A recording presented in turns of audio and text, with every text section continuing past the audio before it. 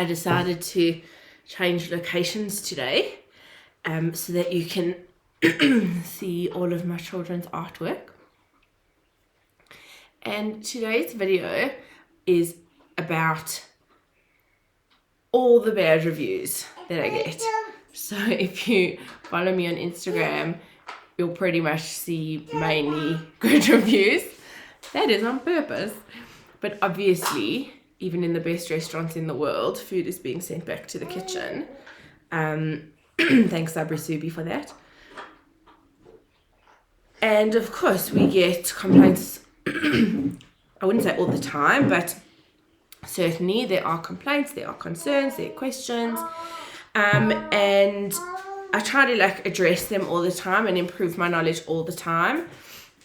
So I want to use this video to address really the main concerns and complaints that we get. So I'm just going to start with people complaining about their clothes being stained.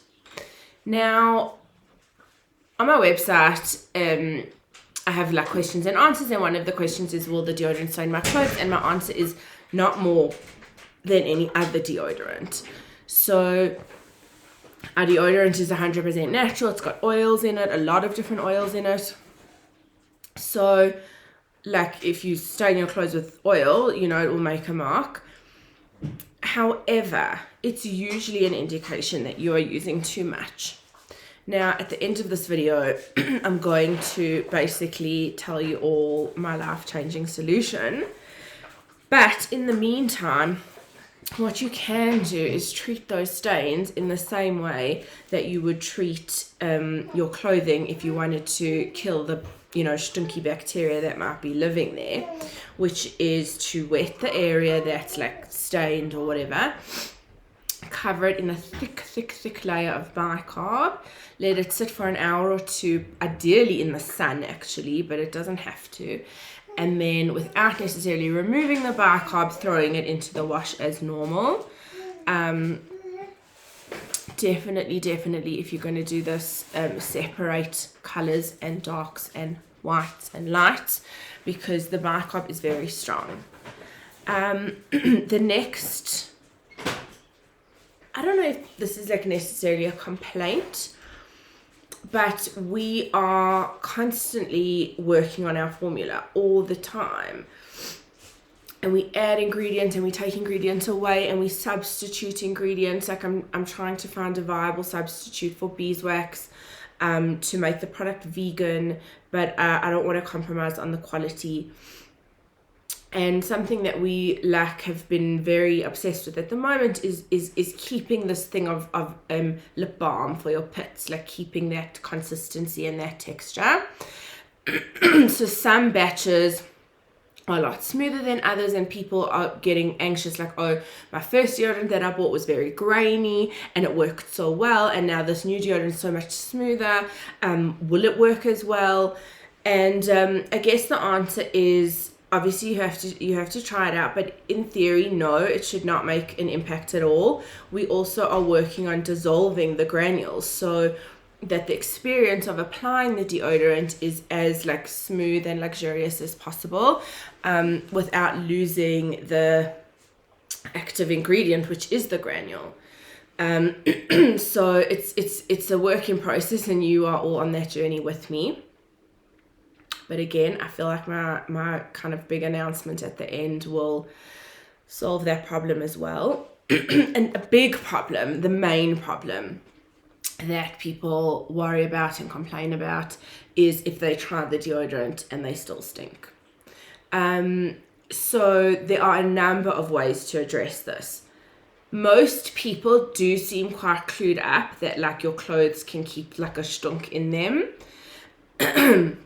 But I want to say a few things. Number one, the item of clothing may not smell when you take it off the hanger. That does not mean that it doesn't have that bacteria living in the fibers of the fabric from under your arms.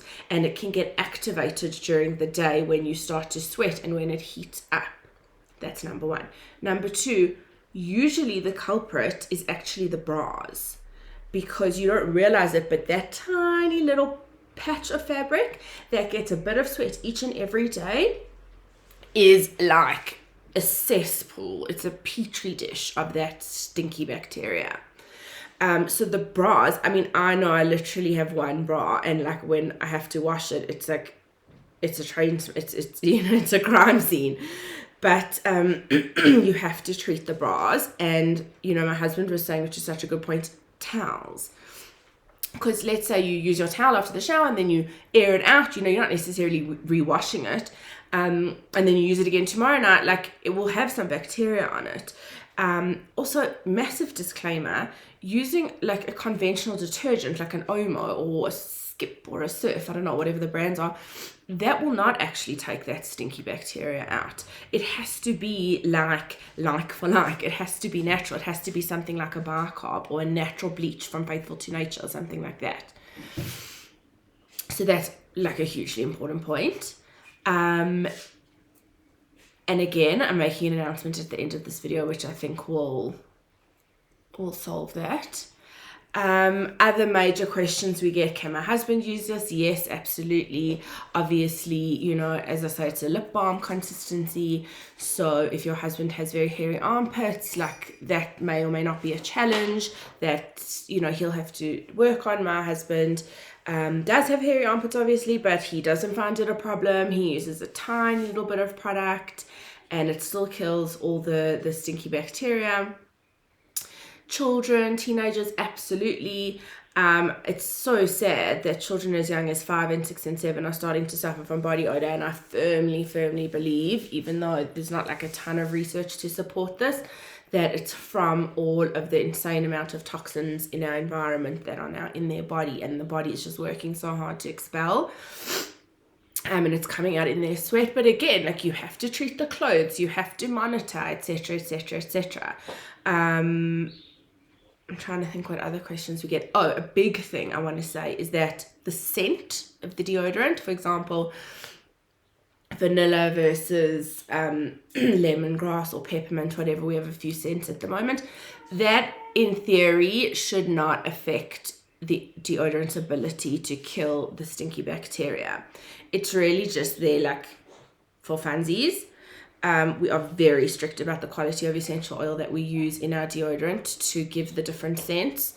But in theory, like, I've also had people say, like, I ordered rose and it worked amazing, and I've just ordered vanilla and I'm so scared and it doesn't seem to be working. It's unlikely. It's very unlikely that the scent is creating any change in efficacy. So yeah, now for this big announcement, we are basically working on a hybrid, which will encompass all of the successes of each sort of formulation and ratio of deodorant that we've been working on since, you know, November last year and before.